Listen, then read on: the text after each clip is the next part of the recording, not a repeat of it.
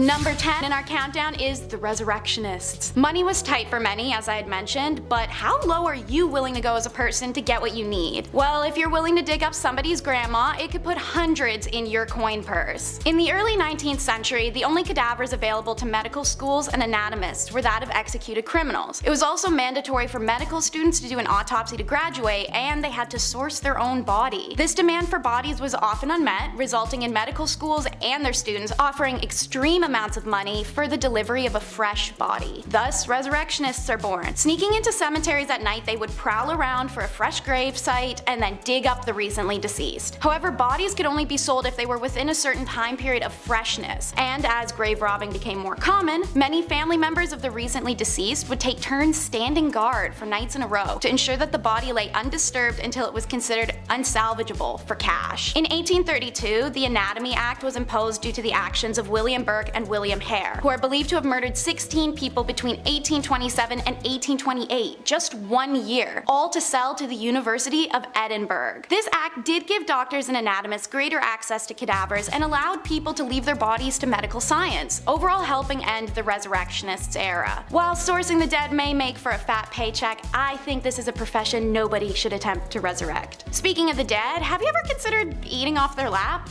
Okay, well, not quite literally off their lap. At number 9 on the countdown is the cat's meat man or woman. We all know that the Egyptians worship cats, as many cultures do. But did you know that the cat overpopulation in the 1800s London area created a job called cat meat sellers? Always one of the most popular street sellers of the 1800s. If you think they sold cat meat, you're entirely wrong. Don't worry. These vendors were actually selling meat to cats themselves. Primarily horse, it was said that 26,000 horses that were maimed or past their workability were slaughtered a year for London's reportedly 300,000 street cats that were existing in the 1860s. When the cat's meat seller appeared, feline owners were encouraged by their cat's mewing to bestow upon their favorite pet a delectable treat for a mere half-penny. You may be wondering how this could be one of the worst jobs to have. Well, pushing around a hot stinking cart of horse meat has its cons, such as disease and rot. Depending on where you sold, you could be making a fortune, or you could be barely scraping by. The hungry and homeless would often follow, harass, and sometimes burglarize cat meat sellers for meat or money. Also, their stalking behavior did scare off clientele or drew more complaints from the commoners. Personally, I couldn't think of something cuter than a little trolley going around town delivering food to kittens. Prepare to go downhill, however, because this next job is a lot less lighthearted than cat meat delivery. But number 8 on the countdown is sin eaters. Sin eating is a job that really only affects you if you have a discomfort with death or religious/spiritual. It was believed that when someone religious was to die after a life led of sins such as gluttony, lust, pride, or crimes and cruelty towards others, their family would sometimes feel that the only way to guarantee their loved ones access to heaven is through someone living taking on the weight of their sins. While the act is against the church's wishes, sin eaters go back as far as the 17th century. Depending on the family or the deceased, the meal served may be specific, but traditionally it was just a piece of bread. Placed on the chest of the laid out body, it was believed to supposedly suck up the sins of the dead, clearing them for a passage to heaven. Once the sins had been captured in the bread, the sin eater would sit on a stool facing the door and eat the bread before washing the bread down with a bowl of ale. Because he was a man who would willingly take on the sins of other people, he was often solitary in the community. However, sin eaters fetched a pretty fair price for the act. I mean, if it is true that you're taking on someone else's bad karma, you'd at least want to be compensated for that, right? Sin eating remained popular in England and Wales all the way to the turn of the 20th century, when England's last sin eater, Richard Munslow, died in Rattling Hope in 1906. Like sin eaters, our next job was one of public scrutiny and rejection. Number 7 is mudlarking. Victorian mudlarks are the original foragers of the foreshore. They would be scavenging for anything on exposed riverbed which they could sell in order to survive. This was the last ditch resort. People would hike up trousers and wade their feet around in sludge, feeling with toes as well as fingers for items that may be lost or discarded in the mud. All ages participated in this activity. However, it was usually those who were the most affected by poverty that were taking part. As a result, those seen mudlarking were considered shameful and the lowest of society. River Thames was the most famous for mudlarking in the Victorian era, as it was a renowned dumping ground that saw endless amounts of product travel through it. It was also a highly impoverished area, which made the desperation to make money all the more grand, filling their water banks with the poor. Mudlarking actually isn't out of practice nowadays, but it has changed significantly. Nowadays it can be a fun group or solo activity that on occasion does require a permit. You can join mudlarking groups or do do tours while traveling. It seems that sifting through garbage was an unfortunate trend in the Victorian era, as Toshers make number 6 in our countdown. Toshers, a fun word to say, the job, not so much. Unlike mudlarking, which was in the riverbeds, these workers went underground for their winnings. The Victorian era saw the development of sewer systems, and the poor saw opportunity in them. Toshers descended into the sewers to sift through raw sewage and find any valuable that may have fallen down the drains. It was extremely dangerous work, as noxious gas fumes formed deadly airless pockets, and since sewers were newer, the tunnels frequently crumbled from inefficient building. There were swarms of rats that had little fear of humans, and at any moment the sluices might just open for a fresh wave of filthy water and feces to come crashing through. After 1840, it did become illegal to enter the sewers without permission. Rather than abandon the trade, Toshers began working late at night or early in the morning to avoid detection. It may have been a stinky job, but it was also one of the most profitable on our list today. I guess you'd go nose blind after a little bit.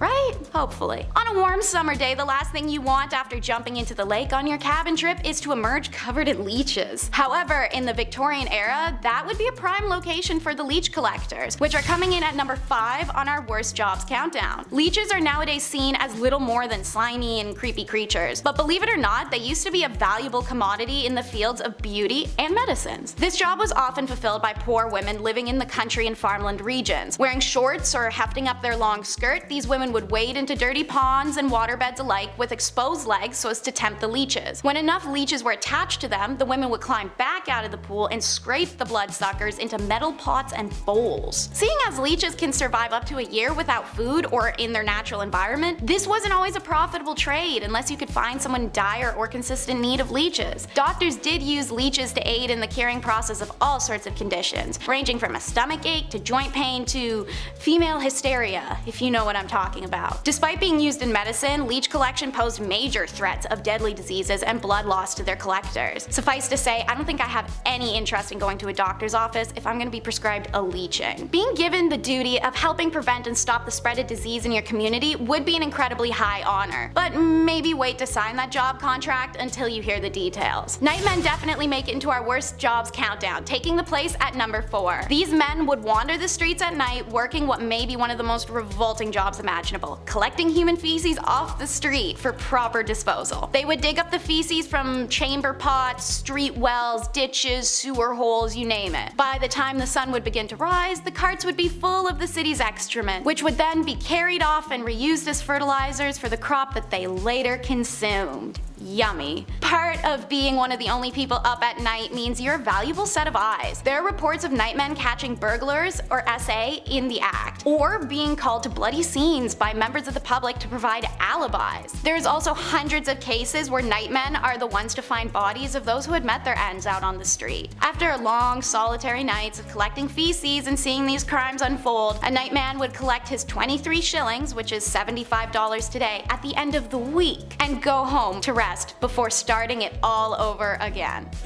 Since we're already discussing dung, let's get this next one out of the way because it somehow may genuinely be a little bit worse than the last. At number 3, this is the pure finders. Please do not be deceived by the name because this job is anything but pure. In the Victorian era, tanners, who are leather workers, would use dog dung in their practice. Referred to as pure for how it purified the leather and ensured its soft flexibility, dog dung became a hot commodity due to the Victorian demand for leather. Leather was being used for just about anything, as it was the hottest trend of this era. It was also being used for things like tack for horses and the necessary creation of shoes and books. To meet demands, tanners needed more dog dung, and so pure finding became a career. These finders would go deep into the cities and their sewers, trying to find where stray dog packs amassed so they could score the biggest load. Whenever dung was found, it'd be retrieved and placed into a covered bucket that would later be sold to a tanner. To make it a little worse for you guys, only some collectors wore a glove to protect their dung handling hand. But others considered it harder to keep a glove clean than a hand, and they opted out of the protection altogether. Yeah, think about that one. I feel like if this next job didn't exist, then maybe we wouldn't have needed the cat meat sellers from our first point in the countdown. Considered one of the most disease-riddled jobs of the Victorian era, it's rat catchers coming in second on our list today. The government was smart. It knew its people were suffering and that many were starving and struggling to make ends meet. So they issued a statement willing to pay people to deal with the rat infestations. Every rat would earn people a little extra cash. If someone could catch more than 5,000 rats in a year, they'd earn special privileges. While 5,000 sounds like it would be a lot, it's essentially 13 per day, and it only takes 21 to 23 days for a rat to give birth to its litter. I think you can do the math. It's said that the government's encouragement of rat catching in this time was the stepping stones towards more plague and diseases to come, as desperate poverty-driven people made poor attempts to catch these rats and caught the illnesses from them. Others cheated the rules. Some people actually intentionally bred rat colonies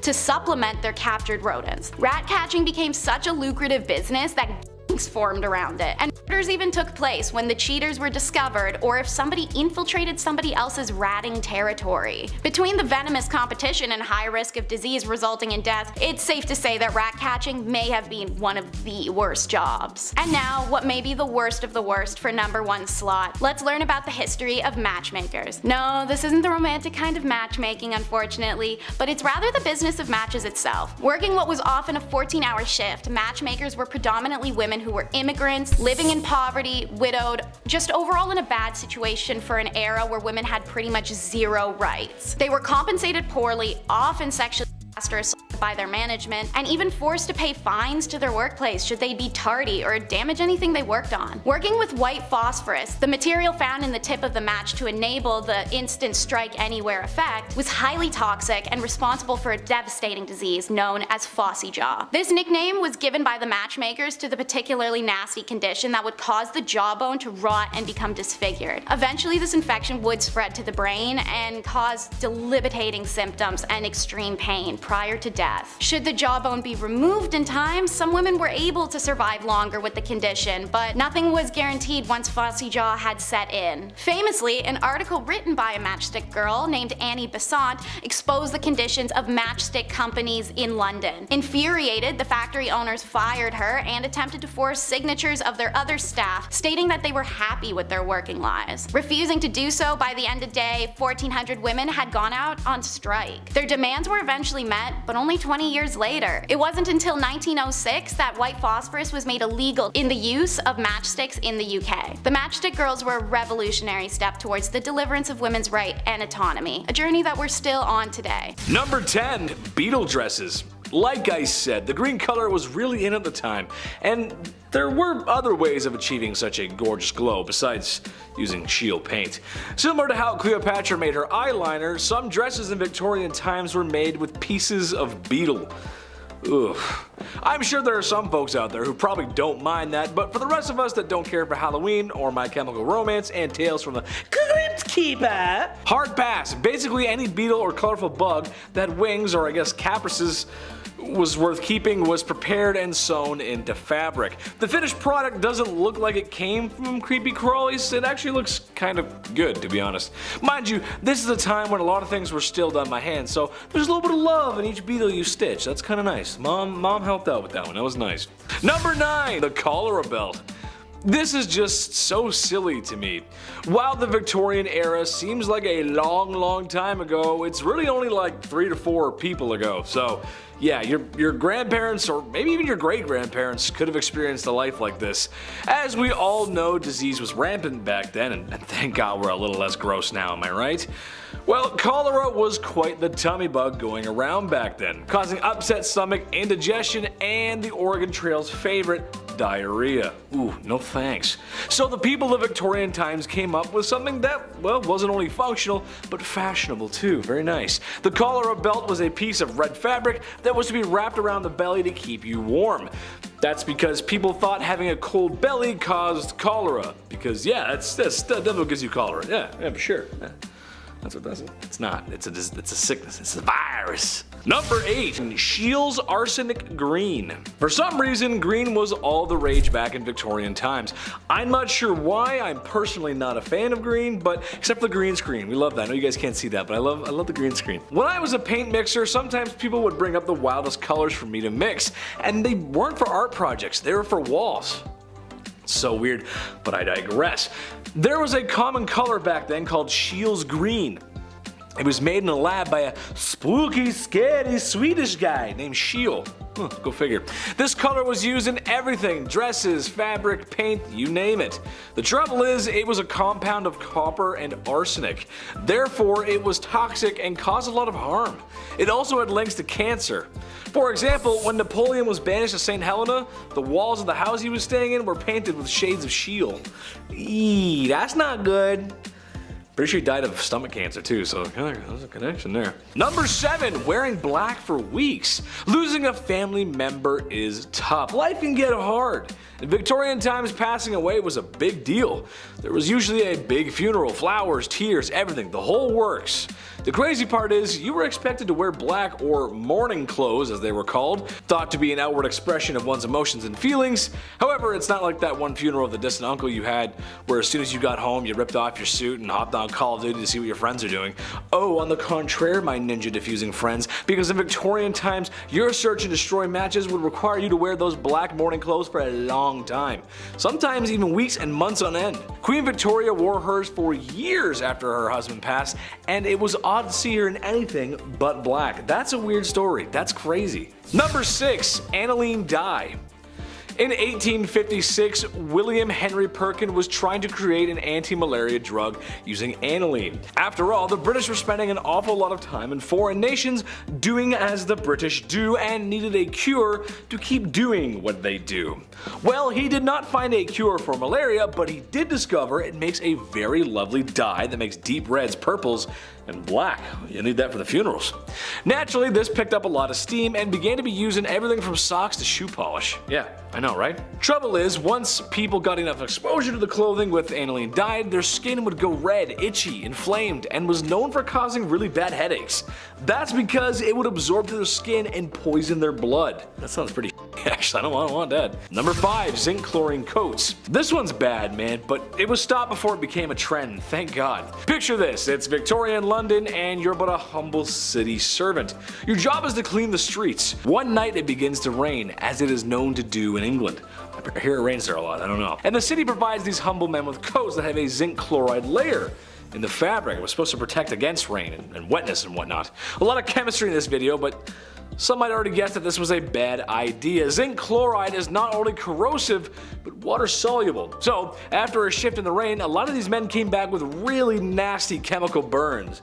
And no, they didn't have emergency showers like in Heisenberg's RV. They didn't have that, or your high school chemistry class. It was really bad. They stopped it immediately, because that's really bad. Number 4, asbestos fabrics. Chris will like this, he'll remember these. Picture this, it's 2004. It's Saturday afternoon and your dad just got finished watching an episode of Trucks. Nice. And now you have control over the TV remote. Saturday morning cartoons, here we come. I used to love the Kirby show, he's one of my favorites. Love that guy. But just before you change the channel, there's a commercial with an old man who looks very concerned. And he says, "Have you been affected by mesothelioma and or because of exposure to asbestos? Then you may be qualified for compensation." I believe it went something like that. Maybe I should call Saul Goodman. Where's he when you need him?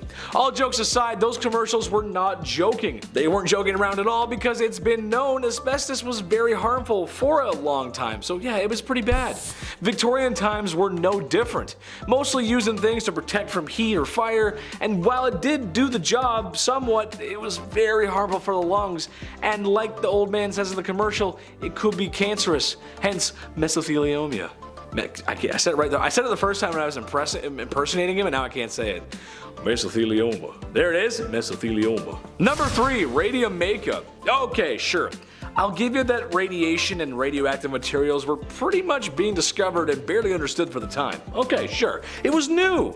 Look at Madame Curie. Tragic story there. So when the very interesting radium was discovered, it got thrown into everything because, yeah, why not? Radium makeup, radium watches, you name it, radium was in it. While at first exposure to radium, you'd be fine, not too much to worry about. However, after years of direct physical contact on the skin, yikes, there's going to be a problem. It's radioactive. It's the reason why you shouldn't get too many x-rays. Not that it's radium, I'm just saying radiation in general is not good for you. Not much to explain in this one except it was used and manufactured in women's makeup and they used it, and I'm sorry, that's just rough. Number 2, mercury hats. Mercury was nothing new in the medical field in Victorian times. It had been used in ancient China for a long time before that. And yes, it was poisonous. It was harmful to you. However, in Victorian times, some hats included mercury in their production process. Now, why is that so bad? Well, because mercury makes you go insane. Hence why they called it Mad Hatter's disease. I could not think of a worse name for a disease. Now, not that it's a fashion point, but this was also readily used for treating syphilis at the time. So something that's readily available for the public and health would wind up in closed production. It makes sense. If there's a lot of it, sure, it makes a lot of sense. But it makes people go crazy. That's...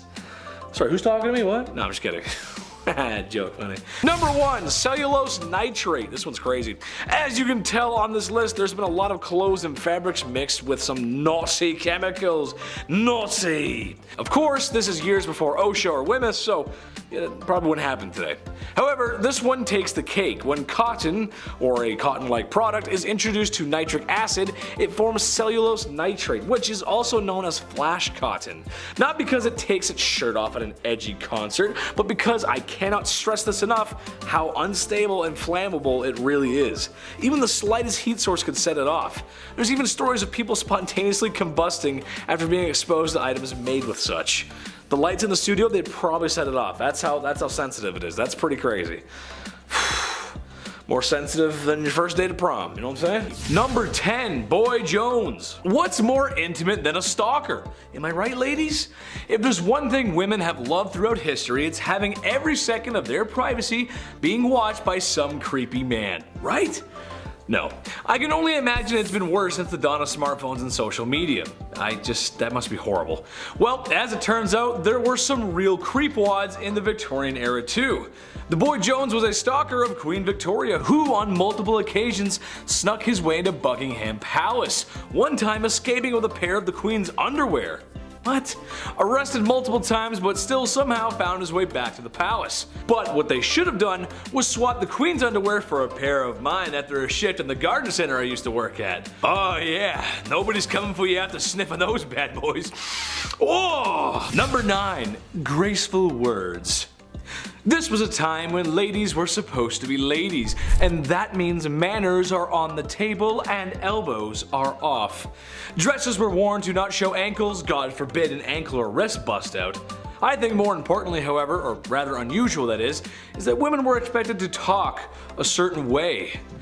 Good evening, Mr. Burrows. You must excuse my tardiness. There was a dreadful man screaming at me because my ankles were shown whilst mounting my carriage. Your what was showing, love? Oh, you hurdle it. I can't believe it. Excuse me. I must be someone else. I don't need to tell you guys how ridiculous that is. I say fly off the handle, ladies. Wear what you want, do what you want. Number 8, shots.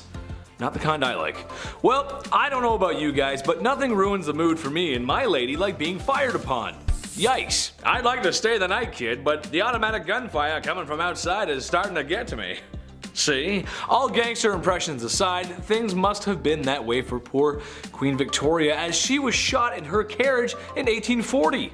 A young man fired 2 shots at her carriage. More attacks would actually follow in the coming years. It's kind of hard to feel that certain kind of way after bullets go grazing past your pretty face.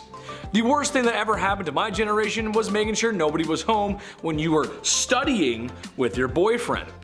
I was too busy playing Call of Duty, but at least I never got actually shot at. You know what I mean? That's just a good thing. Number 7, expectations. Alright, this one goes out to all the married ladies in the audience. Hello, how are you? I'm doing great, thanks for asking. I'm curious as to why you got married and what your expectations were. Did you marry your high school sweetheart and live happily ever after? Maybe you had a shotgun wedding and after one night at the saloon. Maybe you just really wanted to find a nice man and settle down, start a family, be a mother. I think any of those options are great, so as long as you have options. In Victorian England, you were expected to do the latter. Women were expected to get married and have kids, and that's about it really. My question is, why were ankles and wrists an issue but giving birth isn't? What I mean is it's kind of a compromising position to be in. All I'm asking is that the girls get treated fairly and given choices and be allowed to show some ankle. It doesn't make any sense. You can look at her business down there, but you can't show an ankle? That doesn't make any sense. I'm a magician. Number 6, double standard. Divorce sucks. It's no fun. The person you once loved and cherished is now the villain in your story. I love McDonald's, and I don't ever want them to be the villain in my story. I love you guys. Gotta get those Happy Meals. Divorce is something that isn't new. Honestly, it was probably invented the second after marriage was. In Victorian times, men had the right to divorce their wife if they had committed adultery. Women could not. Well, if you refer to my last part, you know that men were doing more than a little window shopping when it came to women. When men left town for business, they would have hired the services of a woman who patrol the streets at night. No, I'm not talking about Batwoman either. So men can divorce women if they dare to do what they did on a regular basis. Yeah, that's totally fair. That's good. Equal. Absolutely. Yeah. Number 5. Emo girl. All the forever alone people, raise your hand. Let me hear you roar XD. I like to joke around a lot and say I'm a lawyer, a firefighter, and the cutest guy on the whole wide internet. But if there's one thing I know, it's people. I like people. I love them. I spend a lot of time with them, and after hearing this, I've come to the conclusion that this is where the emo girls come from. I figured it all out. It's down to a science. I'm a scientist now. Do you ever get that feeling in your tummy on Valentine's Day because you know it's going to be another one alone? And you'll be forced to be on your own, and that means sad music and crying in your room. Same, it's Drake's Marvin room for me. Well, single women in Victorian times had similar issues. Since women were expected to marry and have kids, single women who were also forever alone were pitied by society, which I argue is just way worse. No one wants to be pitied. Ugh. Number 4, gold diggers. She take my money when I'm in need. As she travel. Okay, anyway, back to the actual content. Well, not exactly. While today in a place like sunny California, you might see an older man with a woman who's half his age. Maybe he's driving a nice car, or she's got on the very best and latest from Louis Vuitton. Stylish, yeah. Most of us think some thoughts about what we might think is going on there. We can kind of be judgmental sometimes when we see things like that. However, looking through a lens of 2022 to Victorian times might make the women of Victorian times appear to be gold diggers, but in reality, it was because all of their financials were tied to their husbands, legally too. Which, if you can imagine, that system didn't work too well. What if your husband is broke? What if your husband is running amok with sultry lasses on the street corners? Like I said before, no divorce, but even if she could leave him easily, supporting herself afterwards was going to be an issue, especially financially. Number 3, birth factory. Just pump them out. The faster the better. Quantity over quality. Just get them out. The use of birth control, as you can tell, was not a common practice. Anyone who's over the age of 25, ask your grandparents how many brothers and sisters they have. I'm willing to bet it's in the 6 to 8 range. Let me know in the comments below, I'm curious. A trend that would continue for a few decades after. Education is important, and I'll get to that in my next part. Women were simply expected to act this way. Maybe it was the sign of the times since the Industrial Revolution was in full swing. Maybe the factories needed workers, I don't know. Which, in case you didn't know, they used children as employees. Maybe not so nice. Unfortunately, that was when there was an issue, and there were many. They had no HR to go to, and that was the least of their worries, really. Number 2, no school for you. No higher education for women. Banned from going to university. I don't think so, not very nice, no. Honestly, any society that doesn't want half of their population to go to school probably has a few things to work out. It's a boys' club, and they can only go to university so that they can learn to be smarter and be businessmen, so they can earn money and thus have the facilities to court a woman who really doesn't have a choice anyway. Women had jobs, not careers. And they were all the jobs that you can think of. The ones that were too feminine for men, as women were too feeble to participate in a men's job, which is just the most ridiculous thing I've ever heard. I'm happy to say that in 2022, we showed them wrong. Chetty loves everyone. Just remember that, I love everybody. You go, girls. Number 1, strict rules. Okay, so after a night in the bed sheets with the gal that you love, or maybe the one that you found, there's a good chance that 9 months later, a smaller version of you two could be walking around. A byproduct of intimacy, if you will. This was always something I wanted to rant about, but I always found it strange how strict parents and teachers from this time were with their kids.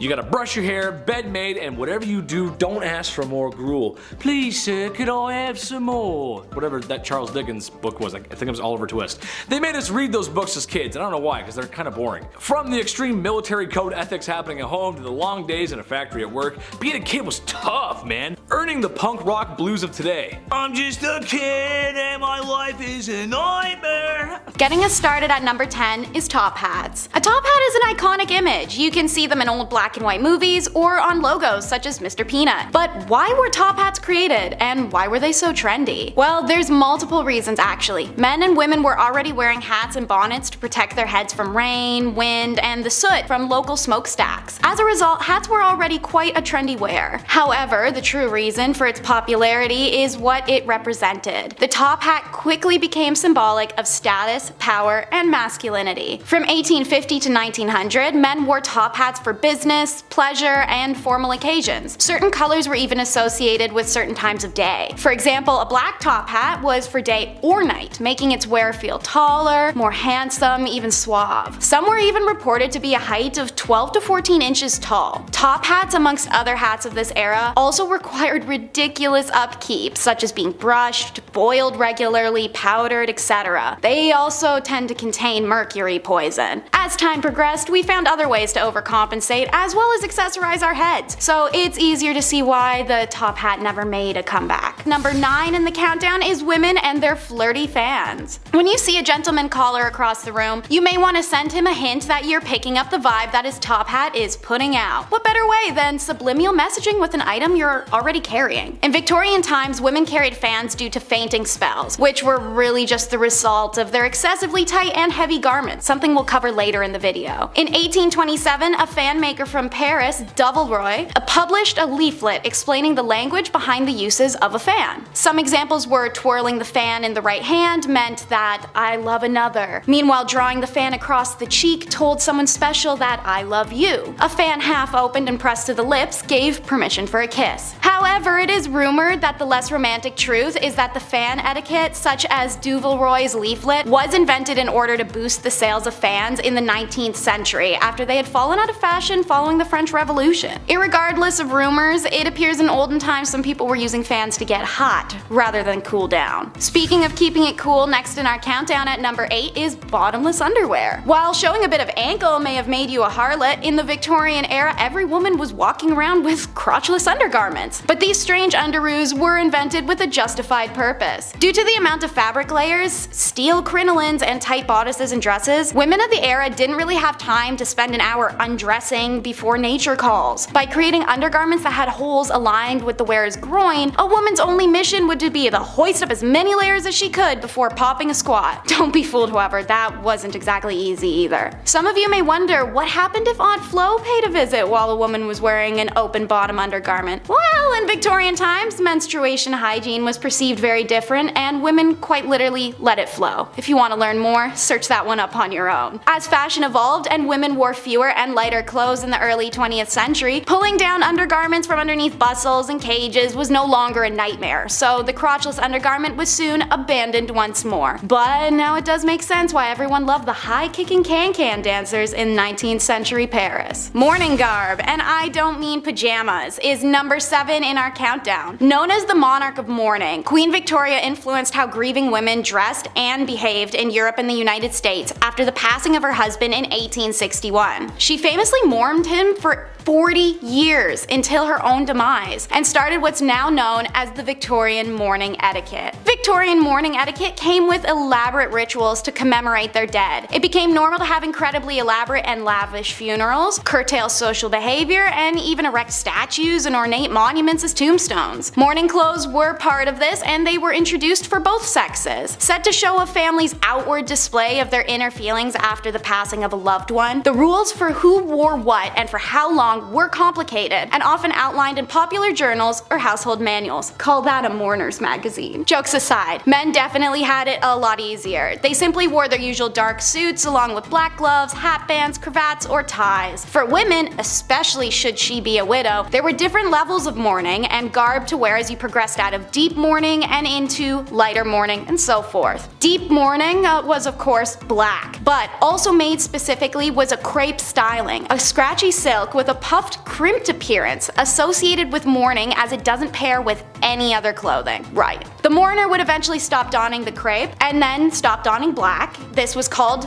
lightening the mourning, before cloth colors eventually moved on to gray, mauve, then white, until the mourning period was considered complete. Number 6 in our countdown is the human hair wearers. Fun because it rhymes, but creepy for a whole slew of reasons. So, what do I mean by human hair wearers? Well, it was a tradition in Victorian era to don jewelry that had segments of human hair embossed, woven, or sealed into it. But for many Victorian people, the amount of hair involved in remembering loved ones went far beyond a little lock in a necklace. In stores and women's magazines, you could find patterns for wreaths made of hair and wire, often floral designs. Bracelets, brooches, earrings, and necklaces were also all very common. In its prime, human hair jewelry and decor was considered incredibly fashionable. It's even said that swapping locks of hair was a love token between women-loving women or friends, the way that girls today might wear friendship bracelets with each other. I guess if you need a trim and you were already late on a birthday gift, you could really just kill two birds with one stone. Number 5 in the countdown is all about buggy dresses. The wealthy Victorians were very into the grandeur, looking to feed a fascination with culture especially. Beetle wing embroidery was at a peak of fame in the 18th century India, and was quickly appropriated by English visitors while military occupied the country from 1858 to 1947. Elytra, which is the hard casing over a beetle's wing, first appeared on dresses and experienced their first burst of popularity in England by the 1820s, though English women in India had likely been donning it since at least the 1780s. Material used was often white or other pale colors to help augment the reflective green tones of the beetle wing. This visual was made possible when elytra was paired with zardozi, a gold embroidery style often done on colored cottons or silks. Victorians at least didn't appropriate everything about the art form. They made patterns and styles of their own for the dresses. Elytra was sewn onto the gowns in an imitation of live beetle patterns, a reflection of Victorian interest in naturalism and zoology. Not sure why anyone wants to look like they have live bugs crawling on them, but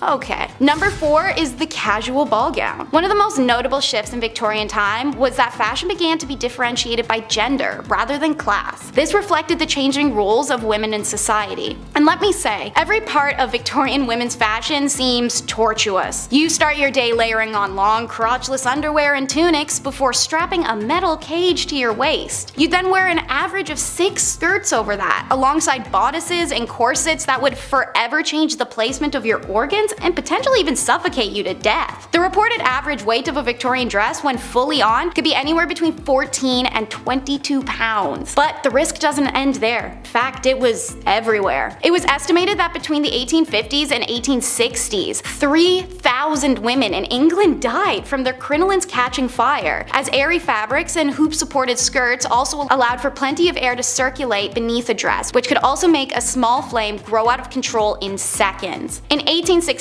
the New York Times reported that 40,000 women worldwide perished from dress-related fires. Another common occurrence was to see them pulled into machinery after walking too close and having some of the skirts catch in exposed parts. Yikes. It's no wonder that the large ball gown crinolines phased out in the late 1800s, but then bustles came in and they were worse in different ways. While more practical as it was slim on the sides and the front, it required women to sacrifice movement and comfort in order to achieve a fashionable shape like the corset did. They began to alter women's spines, ribs, and organs over time, as they required women to twist their bodies completely in order to be able to sit down. Overall, while movies and TV may make these beautiful gowns seem whimsical and ethereal, they truly were just death traps. Number 3 in the countdown is bird-brained. I enjoy my puns, but there's a reason for that one. This trend was started by the notorious Marie Antoinette, a rebel in the French courts for her outlandish fashion and accessories. Amongst her pile of powdered curls, Marie was often seen with feathered caps and bonnets. While this look became an envy for women across America and Europe, the trend did struggle to take off initially, as much of the aristocracy was perturbed by it. However, a trend is a trend, and eventually the English society was persuaded. They donned mainly ostrich, pheasant, or peacock feathers at first. Eventually entire songbirds were stuffed after their death and adorned these hats. By the late 1800s, the plume trade had decimated several species of birds, including flamingos, birds of paradise, and rosy spoonbirds. Topping the endangered list were the snowy and great egrets, as at one point their pure white feathers were worth more than gold. Promoters of the feather trade knew what they were doing and also knew that the public didn't understand the carnage that their fashion was sieging on these animals. They held that wearing feathers and whole birds brought city dwellers closer to nature, that it improved people's awareness and knowledge of bird species. Thankfully,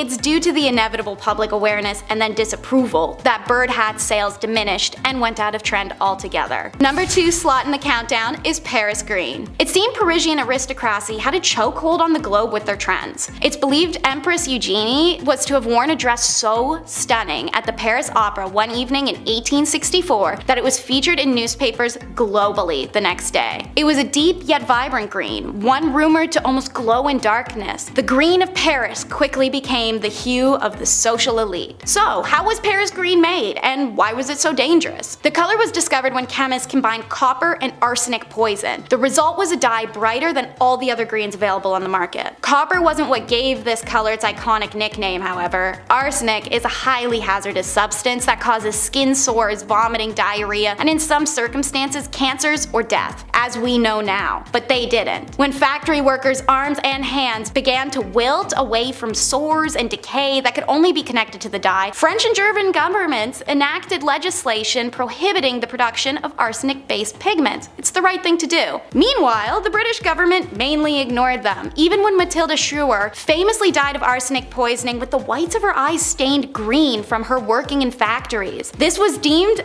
accidental poisoning by the government at the time. Paris green remained popular in England until, ironically, it just went out of trend. It's a little bit of an abrupt ending, honestly. No justice for those exposed in workplaces or compensation for suffering, but nothing takes the cake quite like the Victorian trend of looking dead, which is number 1 in our countdown. You'd figure people look dead enough as is, inhaling arsenic and mercury from their clothes and shoes and hats constantly, let alone their home decor, but looking dead was the fashion of the day. This look was specifically modeled after how tuberculosis affected you. Pale skin, watery eyes, red lips. While this disease was decimating the lower status, higher status women recreated it with makeup and arsenic consumption. You heard me right. In order to get pale skin, women consumed arsenic. In order to not die from arsenic, the consumer had to follow a careful process, eating small doses to build up a tolerance. Now, arsenic is addictive, so if they at any point stopped the consumption, they would experience withdrawals such as vomiting, stomach pains, convulsions, hair loss, nervous system failure, kidney failure, delusions. The list goes on. Some women were stuck taking it for the rest of their lives. For the desired watery eye look, women would put citrus or even perfume in their eyes. Some went farther, using belladonna flower, also known as deadly nightshade, for longer lasting tears. However, being poisonous, little wonder why blindness was widely reported as a symptom of belladonna drops. No wonder it did such a good job. Red lip paint included? You guessed it, more poison. In this case, usually lead. All of these poisonous products would contribute to illnesses and facial decay. Death was of course a long-term side effect of the usage once poisoning reached its crescendo. Suffice to say, while you may really want to fit in, some trends are not worth getting on board for, especially if they'll slowly melt your face off.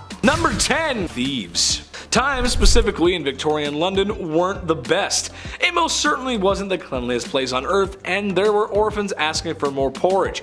I don't know. I didn't read the book, guys, sorry. Lack of rights, social expectations and pressure, and a lot of double standards.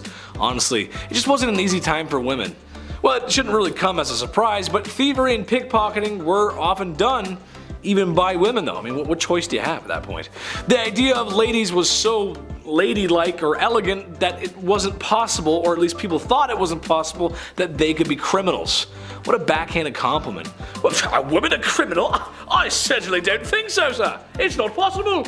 It's very possible. There are tons of thieves and pickpockets. That's just ridiculous. Number 9. Queen Victoria is so bloody herself.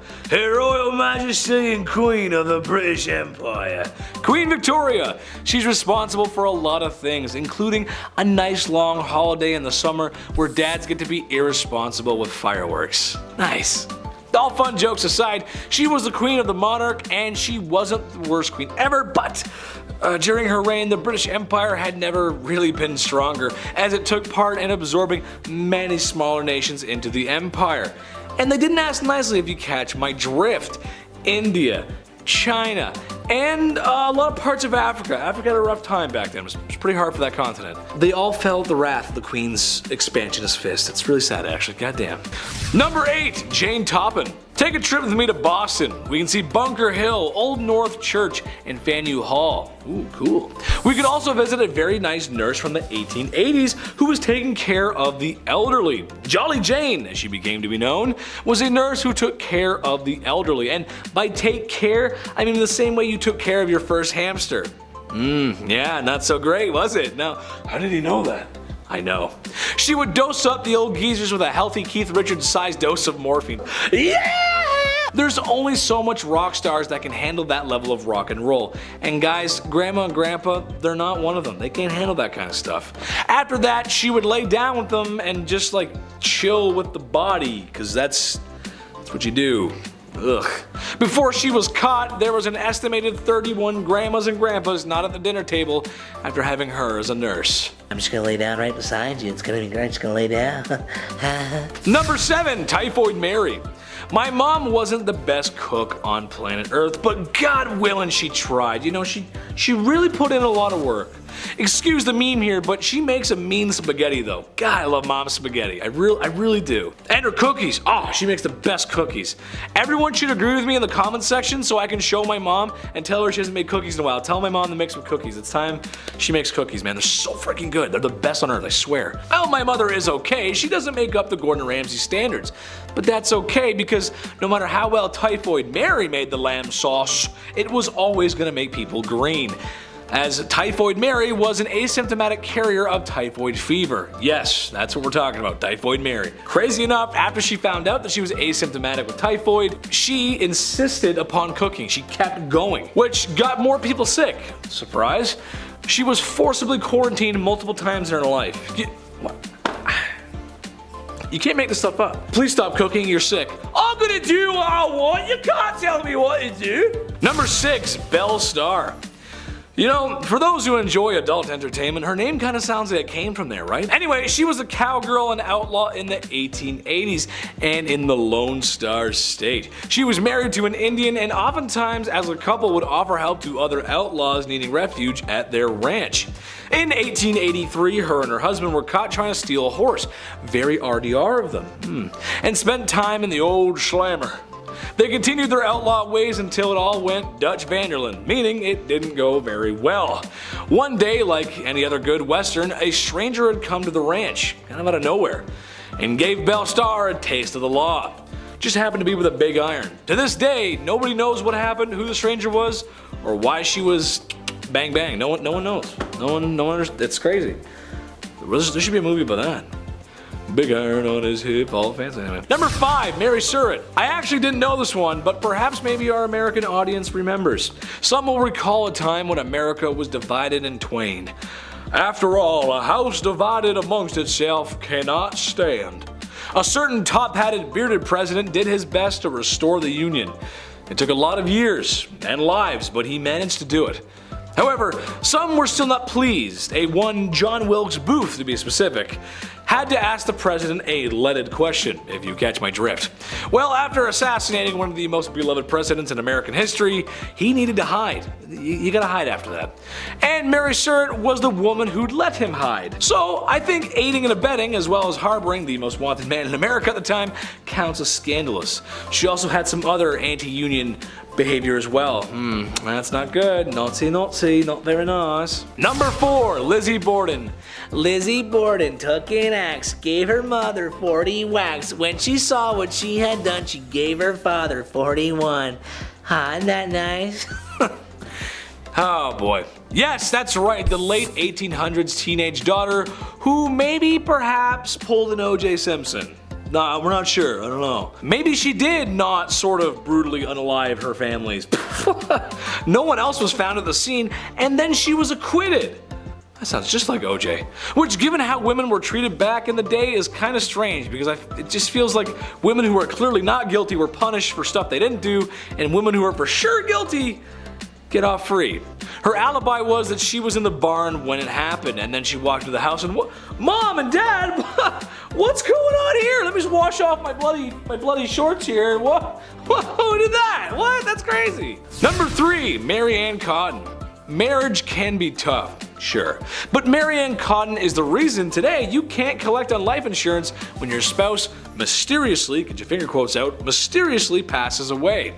It all started when she predicted the passing of her stepson, and then it happened. That's weird. After that, it was her husband here and then another husband there, and well, it's starting to get a little fishy, don't you think? Well, once these unexpected passings were looked into, they all had something in common, something in their tummies. Arsenic. Yes, she was getting rid of her husbands and then trying to claim the insurance money. Evil, but ahead of her time, like 50 years ahead of her time. That's insurance fraud. That's interesting. And well, it's also like cold-blooded, calculated unaliving, you know, but insurance fraud too. Number 2, Tilly Kilmick. Okay, how about a literal psychic who knew when all of her late husbands were going to pass? In the late Victorian era, Tilly Kilmick was first found predicting the passing of scruffy wild dogs in the ghettos of Chicago. It's kind of a weird thing to say, like, yeah, see that dog? That dog's not gonna make it. The dog? No, he's not gonna make it. Anyway, somehow she always knew when they were going to expire. Then it was her late husband of 29 years. That's kind of strange, 29 years and he ends up, that's weird. After cashing the insurance money, which she got immediately, she started dating immediately, where oblivious man after man kept passing, and very shortly after she married more and more. Well, she was a regular Mary Ann Cotton to say the least, as she too was using arsenic on her husbands to collect insurance money. She eventually was arrested, and her stipulation for being in prison was that she was not allowed to cook for anyone. I think that's fair. That's good. Don't let her cook. That's a good idea. Number 1, ladies of the evening. Love them, hate them, or spend a lot of money on them in Vegas. That's Las Vegas, baby. The era was defined by them, especially in London. Whoo, baby. I mean, at night you really couldn't walk anywhere without a fair lass daintily waving her hand in hopes of luring in a customer, which wasn't really an issue given that bedroom-related sicknesses were at an all-time high. Syphilis specifically had shockingly high percentage of the population and would make you think twice. Well, it would make us think twice, it would make me think twice, but people back then, they kinda just went for it. Right, is something wrong with you, love? I don't care, let's go anyway. Kicking off the list at number 10, smoky behind. When somebody tells you that you're just blowing smoke, it means that you're lying, okay? You've now been given exaggerated information of sorts. Well, back in the 18th century, they literally had to blow tobacco smoke at your behind. Yeah, weirdest work break ever, I'd say. So why did we perform magician enemas back in the day? What was the deal here? Well, tobacco smoke enemas were used to treat quite a few symptoms, or they thought so, including a common cold. These enemas came in these fancy kits with a fancy rubber tube. It was all fancy because it was an honest medical practice at the time. It was done by legit medical practitioners. This is the funniest part. The idea was that the tobacco smoke could warm up a soon-to-be deceased body. The nicotine would stimulate your adrenal glands, jolting you back into good health. The best health, might we say. And the way they would do it in the mid-1800s was by just blowing smoke and just waiting, seeing what happened. We're figuratively and literally blowing smoke. That's the origin of that saying. Fun fact there. Imagine doing that today. Like, I think I dislocated my shoulder. What do I do? He's like, one sec. Number 9, alarm clocks. While the medical world was one threat in Victorian times, apparently so was the technological side. Who knew? We obviously didn't have reliable alarm clocks back in the 1800s, obviously, but we did have jobs. So in order to get up on time, lamplighters or knockers would come by and tip you off.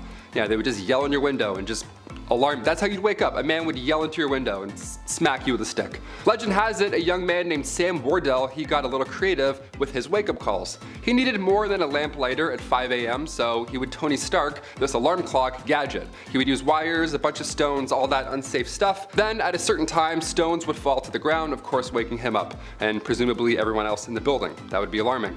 Well, Christmas Eve 1885, tragedy unfolded. A few friends had come over for a holiday visit, so Sam had to move some furniture around, rightfully so, to make room for, windmills and breakdancing, whatever they did in Victorian Christmas times. The next morning, he forgot to put things back in the small apartment, and the obvious happened. The rocks then fell on him while he was asleep. Yeah, that probably doesn't feel too good. I thought iPhone alarms were jarring. I take back everything I've ever said. Number 8, relaxative. Okay, so right off the bat, the Victorian era was a little messy. I'm sure you've gathered this by now here on Bumblebee. But these messy new illnesses were putting lots of pressure on medical practitioners, so they were desperate for these new treatments. We laugh at Victorian medical treatments, but they tried, okay? They at least tried. They also achieved many medical breakthroughs as well. But when it comes to handling chickenpox in the Victorian era, well, that wasn't one of them. That was not our finest hour.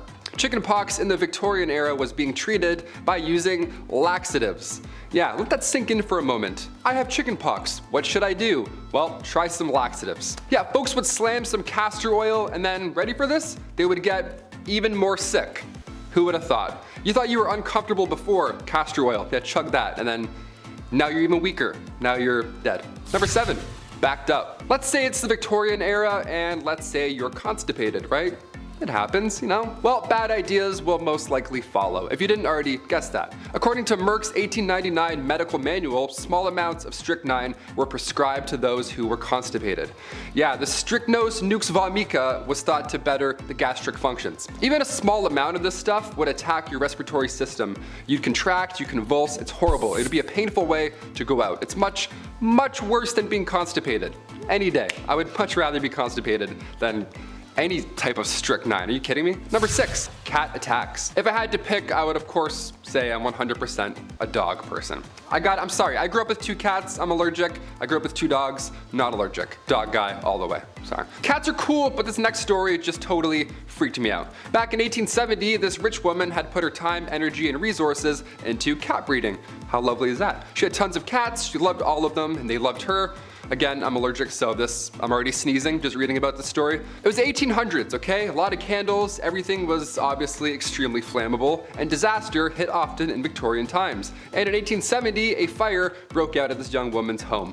The cats were trapped inside the house. Now, they made it outside, don't freak out or anything, they all made it out, but by the time the 2 maids had kicked the door open to rescue said cats, they had gone full primal. They were afraid, they were freaking out, they were just scratching their way out through anyone and everything. The fire in the house had obviously scared them, so when the doors were open, these 2 maids were both sadly attacked by all of these cats. What a horrible thank you for saving all of their lives. I pulled my cat's tail when I was younger. I learned real quick, never to do that ever again. Number 5, leeches. I grew up with hearing problems. I've been around the block with earaches, ear infections, I had ear tubes numerous times, all that jazz. So I feel really bad for the folks in this next one, okay? I hear you. Pun intended. In the Victorian era, medical practitioners would say to use leeches for your ear infections. That's the number 1 trick they don't want you to know. There it is. Once they're attached to you, the idea was that they can numb pain while at the same time providing proteins and peptides to its host.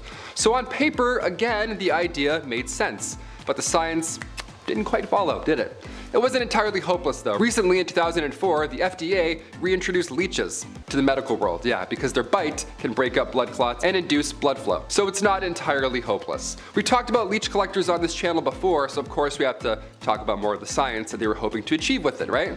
Also, I worked at a retirement home when I was 16. I thought that job sucked. Imagine being a leech collector? No way. Number 4, hiccups. Today we have many cures for hiccups. Yeah, you gotta get scared or hold your breath or drink water like while you're doing a handstand. I don't know, everyone's got weird ideas, whatever. But nothing was as dangerous as the Victorian era hiccup cure. Yeah, ready for this one? Don't try it. This one's scarier than a jump scare, that's for sure. In 1899, again in the good old Merck medical manual, it recommended using chloroform to cure your hiccups. Yeah, just completely damage your entire nervous system and poison your kidneys, for sure. To get rid of hiccups, that's way better. This 19th century anesthetic was not a solution. Never try this. Continue scaring your family and friends. That's definitely the way we handle hiccups now. Number 3, tapeworms. Back in the Victorian times, they really figured out the trick to weight loss. Yeah, was it watching what you eat, maybe counting your steps, maybe getting a gym membership, something like that? Nope, nope, and no way. No, it was way easier than all those things combined. Can you believe that? And you didn't even have to pull back on how much you were consuming. Doesn't this sound fascinating? What is this? Well, all you needed was a handy tapeworm. Yep, I don't have one. I don't know why I pointed. That'd be gross if I had one. Yeah, tapeworm. You know those things that can kill you today if you get one? See, the plan was if you eat a tapeworm egg, okay, it will later hatch in your stomach, and at that point you could just eat anything you wanted. Because every time you ate, the tapeworm would also eat, so you could get your snack on while still rocking those Victorian skinny jeans, right? Tapeworm cyst pills, or go for a jog. Your call. Number 2, Victoria's reign. Queen Victoria's reign started in 1837 and it lasted until the Queen's death later on in 1901. At just age 18, Alexandrina Victoria had to rise up to the throne. She was born, of course, on May 24th, 1819. Queen Victoria was 5th in line when she was born, so right off the bat, it was actually highly unlikely that she would ever get the crown. Then one by one, out of nowhere, all of her family members began passing away suddenly. In 4 years, 3 of Victoria's cousins passed away, and then her father and grandfather both died a week apart from each other. So by the time 1830 rolled around, Victoria was only 11 years old, and already she was next in line for the throne. That's how fast it happens. So as if that wasn't already stressful enough, Victoria was brought up under the Kensington system, which if you haven't heard of before, it's pretty awful. Victoria's mother, Duchess Victoria of Kent, she created this Kensington system to control her daughter. She literally isolated the child from mates or family members, anything fun or social, you name it. Her mother did this to keep her pure, of course, to keep her the most pure lady. This system sounds awful. Her mother would monitor her every action, including who she can see or speak to. Victoria only had 2 playmates growing up. That's it. I'm like, hey, me too. She had her half-sister, Princess Fedora of Leamington, and the Duchess attendant Sir John Conroy, his daughter, Victoire. I mean, only 3 friends growing up, that's cruel. She shared a room with her mother until she was finally queen. Yeah, she couldn't walk down the hallway alone at any point. She had to always walk with her mother by her side, even to the washroom. That's crazy. Victoria has reflected on her childhood since, and yeah, she hates John Conroy for manipulating her mother, and she actually refers to him as Demon Incarnate, so that's good. It's a nice nickname. Incarnate? He's a demon. He's the worst. Let's just call him that. And finally, number 1, royal enemies. Being the queen and all, a security team is of course needed at all times. And during her reign, there were multiple attempts to harm the young Queen Victoria. The first attack was back in 1840. It was a young guy named Edward Oxford, and he attacked the Queen's carriage. Just ran at it like a crazy guy. Obviously, and thankfully, nothing happened. But when Edward was later accused of high treason, he was actually found not guilty due to insanity. Then a couple years later, in 1842, it happened again, but this time it was 2 men attacking the carriage. And then in 1849, her carriage was attacked by William Hamilton. In 1850, as the carriage was passing the gates of Buckingham Palace, Robert Pate, a retired soldier, ran up and hit the carriage with his cane. He was going nuts as well. Everyone wants this carriage. This is like the ultimate, no one's getting through this carriage apparently. Victoria was okay, luckily, but of course she was shook after all these events. Then again in 1842, 1849, 1872, attempt after attempt, it was horrifying. But then things got a little worse with a man named Boy Jones. Yeah, this guy stalked the Queen from 1838 until 1841. This guy somehow managed to break into Buckingham Palace more than once. He knew a way in just to Buckingham Palace, which should never be a thing in the first place. And the weird part is here, Boy Jones, once he was inside the palace, he would hide under the Queen's sofa. And he would also just sit on her throne for hours, just hanging out. Yeah, he would pretend he's Cersei Lannister and just sit on the throne for a minute or 2. Think about life. Eventually, thankfully, he got caught, but imagine coming home and Boy Jones is sitting on your couch. You're like, what are you doing? Take that shirt off, get out of here. Kicking off the list at number 10, dark dining. I don't know about you, but I can't eat in the dark. I need to see every single bite that I'm eating, okay? Call me crazy. Part of me wants to go to a restaurant where you can't see anything, but I know that I won't make it all the way through. I can't do it. I have a thing. I'm not blindly, what if it's not cooked? I don't know. Back in the Victorian era, dining in complete darkness wasn't just a date night. It was actually the best way to digest, or so they thought. That's why many Victorian era homes had their dining rooms set up in their basement. How random is that? Oh, do you guys have poker nights down here? Nah, just brunch. Kill the light. What? How do you like your eggs? Turn off the light. What are we doing? Number 9, no air. Now that song's gonna be stuck in your head. Jordan Sparks, a classic. Since we're on the topic of safety coffins, I had to include one more. Maybe 2 more, I'll never tell. This one is fascinating. The science involved here was honestly impressive. There was the classic wire and bell method, but the more sick people got, the more creative they had to become. Like for example, patent number 268,693, John Crichbaum's device for indicating life in buried persons. Yeah, an 1882 classic, we love this. We got the iPod Nano, they got the device O Life. Nice. Upon first glance, you may think this is some type of medieval punishment, whatever, but really this device detects movement whilst providing much needed air. Now you obviously can't have a hole in the ground or else rats will make your real demise much worse than suffocating, right? So John's device here, as per the disclosure details, is that if the person buried should come to life, a motion of his hands will turn the branches of the T-shaped pipe upon or near which his hands are placed. A marked scale on the side of the top indicates movement of the T, and air will then passively come down the pipe. Once sufficient time has passed to assure the person is dead, the device can be removed. Yeah, imagine waking up with this in your hands. I wouldn't be calm enough to turn it and then breathe in a passive amount of air. No way. There's nothing passive about waking up in a coffin. Number 8, bad hair day. Okay, you want it messed up? Let's do messed up. Hope you're not eating any food right now, especially not eating in the dark. 2 red flags. Okay, the Liverpool Daily Post back in 1869 had readers invested on this fateful day. Right on the cover it read, a 30-year-old passed away in the village of Lincolnshire. Now at the time, that's not far off from average life expectancy in the 1800s. But this case was odd. Everyone wanted to read about this. This case was noteworthy. It was important that folks understood what took this young lady's life. Doctors asked the family if they can carry out a post-mortem, and lo and behold, they found a 2-pound solid chunk of hair sitting in her stomach. 2 pounds. Ugh, that's what happened. That's how she met her fate. That's horrible. This ball of hair caused an ulceration of the stomach and ultimately caused her death. The woman's sister did note that over the last dozen years or so, she had casually been eating her own hair. So at this time I say, if you know anybody eating hair, send them this link. It's not a good idea. Cut that out. Stop doing that. Number 7, Saved by the Bell. I'm sure you've heard about this at some point, but allow me to go into grim detail. In the late 1700s, cholera, bacterial infections, everything bad, you name it, it was all spreading. Not an ideal time to be alive. Many were biting the bullet at this time, of course being gravely ill, but with this came a dark trend. The safety coffin.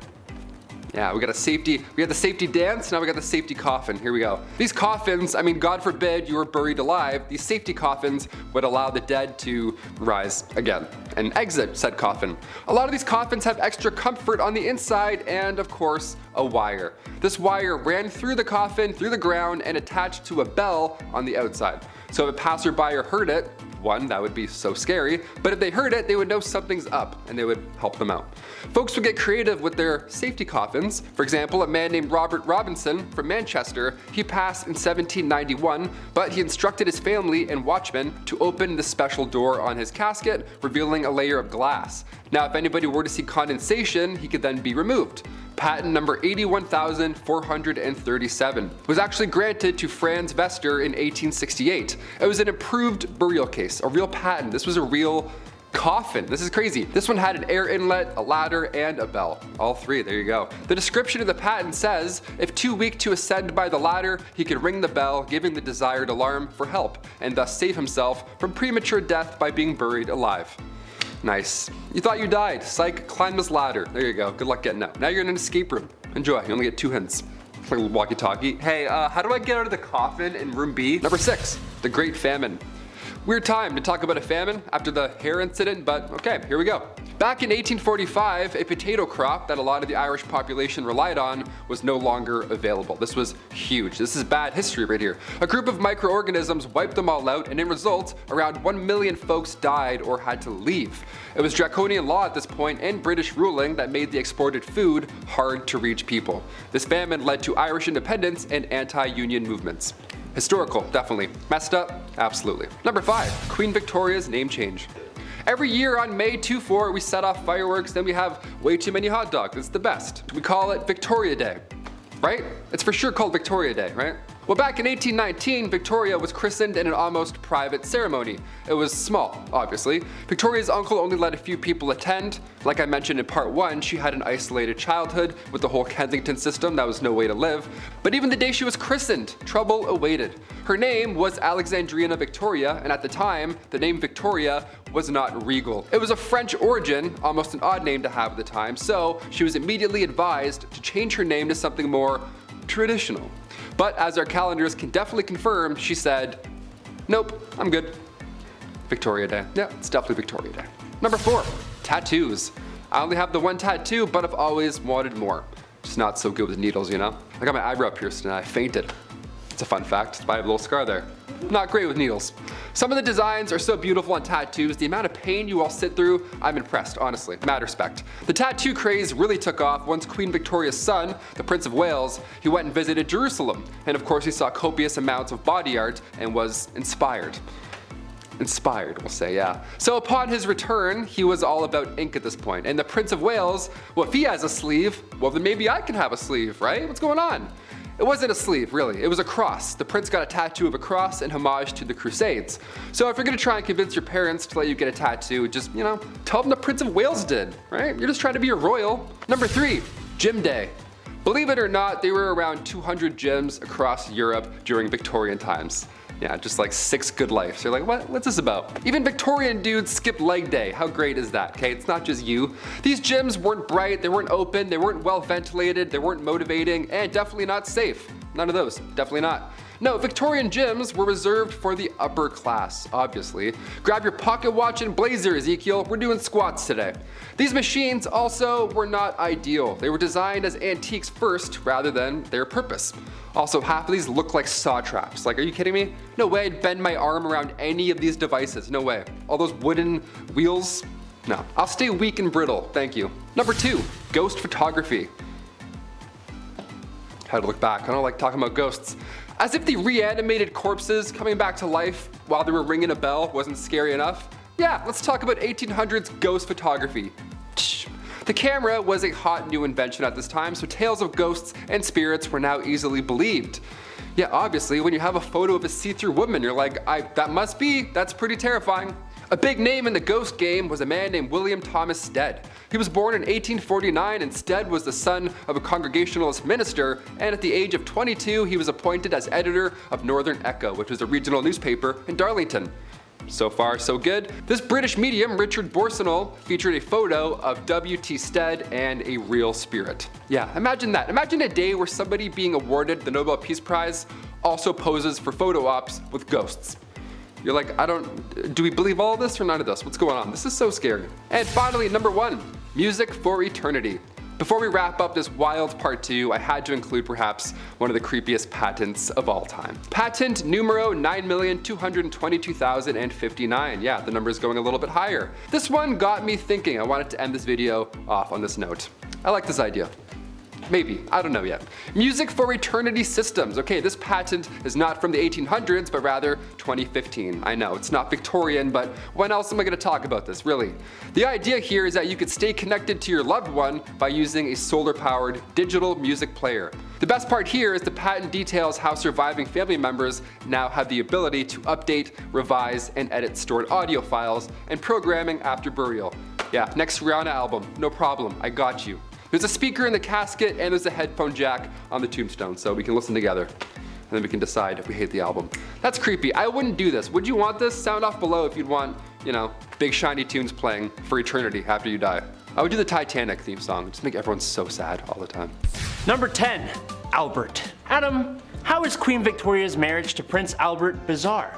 Well, my little honeybees, not to be a pessimist, but it's bizarre because they actually really did love each other. Be honest, how often do you think it occurred that people of royal or noble birth actually got to marry someone they genuinely loved? On February 10th, 1840, Queen Victoria married Prince Albert of Saxe-Coburg-Gotha, who, interestingly, was her first cousin, and who was actually kind of not the favorite of the British people who saw him as an outsider. As queen, she was the one to propose. Good for you, Queen. Literally. The couple stayed married for 21 years until Albert died of typhoid in 1861, and together the couple had 9 children. 9. Even after his death, Queen Victoria continued to make ruling decisions based on the principle of what would Albert do? Such a nice way to start this heinous list. Number 9, Napoleonic Wars. Okay, a little bit of a stretch, but I would argue the Victorian era lasted from about 1814 to 1914. There's no specific date, but it could be classified around this time. The Napoleonic Wars were essentially world wars started by one man, the Corsican ogre. Hello. Imagine having the whole world against you. No, really, the whole world. against you. Britain, Prussia, Russia, Austria, and sometimes Italy took part in the coalition wars, which were just part of Napoleon's story. Trust me, this dude was arrogant and he was the antagonist of the story. He's been labeled as the greatest tactician ever. When it was all said and done, he had rediscovered ancient Egypt, fought many battles, and managed to become emperor. And he got banished twice. 8. Mummy unwrapping parties. What is your favorite idea of a get-together? Let me know down below, I won't judge, I promise. Unless of course you say mummy unwrapping parties like some people in the Victorian era might have. Then I will indeed judge you. Thanks to the Napoleonic Wars making their way to Egypt, interest in the country was on the up and up. And while people have been buying mummies since the Elizabethan era, now these rich weirdos bought even more, bringing them back as souvenirs. Once they got to the homestead, they would almost instantly hold parties with all their rich friends where they would unwrap their mummies like a Christmas present. Congratulations! It's exactly what you thought it would be! A 5,000 or 6,000 year old decaying corpse that smells horrible. Why are rich people like this? I don't get it. Number 7. Fire hazard Christmas. Like all families at Christmas, we all have our traditions. I'm a good boy all year, so Santa can bring me lots of gifts. Thanks, Santa. My family tradition is to watch the National Lampoon's Christmas Vacation every year. I love that movie. Adam, on the other hand, well, he's a bad boy, and he eats all the chocolate out of his advent calendar before it's time. Don't tell him I said anything though. I can't help it, I'm sorry. He's right there. However, one family Christmas tradition was quite popular back in Victorian times, oftentimes called Snapdragon. The basis of this game was to get a large bowl, fill it with dad's brandy, and drop some large raisins in said bowl. Next, get a candle or a match and light it up. Now that there's a large cauldron of flaming liquid and fireballs in your living room, now your objective is to try and knock the raisins out of the dish without getting burned. Fun for the whole family, why not? Just be mindful, you know, that the whole house is made of wood and there's no fire alarms and there's no modern firefighting equipment and everyone's wearing long gowns and you get the point. Number 6. Maybe we were apes? November 24th, 1859 marks the day that none other than Charles Darwin published the famous and even infamous On the Origin of Species, presenting his theory of natural selection and questioning the theory of creation. Truly a great day in my opinion. Look, we can talk evolution versus creation in the comment, but there is no denying the evidence presented in On the Origin of Species had people turning heads and questioning everything they thought they knew. Its full title, On the Origin of Species by Means of Natural Selection or the Preservation of Favored Races in the Struggle for Life, kinda explains it, but basically, Charles' book gave us the idea that species evolve over generations through the process of natural selection, which he backed up with evidence from the Beagle expedition in the 1830s, which to my disappointment had nothing to do with the dog breed beagles. Number 5. The potato famine. The potato, so rugged, so versatile. Think of all the ways you can prepare a potato. Boiled, broiled, baked, mashed, pan-fried, deep-fried, french fries, hash browns, latkes, and sometimes you can put them in soup or stew. Usually pretty cheap and filling. The food of peasants, and I love it. However, during 1845 Ireland, a fungus outbreak was taking hold of potato harvest all over the country, thus creating a large famine that would see over 1 million people perish in a famine. Queen Victoria tried to help but was ineffective, and by help I mean the same effort I put into reaching for the TV remote that's too far away on a lazy Sunday. Number 4. Body snatching. Look, back in the day, making a buck was not so easy. Some people who had absolutely no morals went this route. Basically, you wait around for a recently vacant grave to be not vacant, and before the soil can settle, you remove the inhabitant of said grave and go to your local university and say, right, I've got this here fresh non-mangled corpse, give me some money and it's all yours. And Bob's your uncle, you are now the very bottom of the barrel, detritus of human existence. But hey, you made some moolah and can afford to eat your next meal. Honestly, while you may be the worst of the worst people, it's partially the doctors and schools that are to blame for even accepting these fresh, illegally exhumed corpses for study in the first place. It may not sound like a specific event, but some people dressed up for it, so there's that. Number 3. The tube in it. The London Underground, baby, the world's first subway, which let me tell you, it's kind of annoying living in Canada when you have two very popular franchises that share two common names for a rapid underground train, Metro and Subway, right? It's so annoying. You Google Metro and Subway and then the grocery store comes. I never have that. Okay. Maybe it's a me thing. It's a me thing. That's just you. Tunnels underneath the city and trains travel through it. It's simple. Well, the first one was opened in 1863, which is an engineering feat to say the least. And it feels like forever ago. I mean, that's older than Canada for crying out loud. When you think of the Victorian era, you think horses, carriages, top hats, and orphans asking for more gruel. Mind you, the locomotive was different from a modern one, but this is a very modern idea, especially considering that there's no cars yet. Kind of a weird thing. Number 2, the telephone. On March 7th, 1876, Scotsman Alexander Graham Bell got a patent for his invention of the telephone. 3 days after acquiring the patent, Mr. Bell made his first phone call to his assistant, Thomas A. Watson, saying, "Watson, come here, I want to see ya." And that was that. And we've gone downhill ever since. No, I'm just kidding. The telephone is a huge groundbreaking invention allowing people to communicate across vast distances. But the phone addiction some of us have to deal with now, man, it's rough.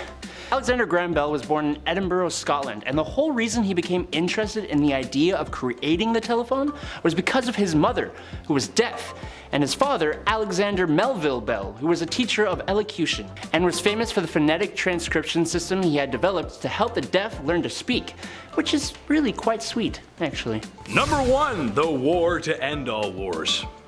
Out of all my research about the Victorian era, the start was somewhat muddy. Maybe because historians don't want to take away from North American or Napoleon history. But the end of the Victorian era was more clear. 1914, the war to end all wars.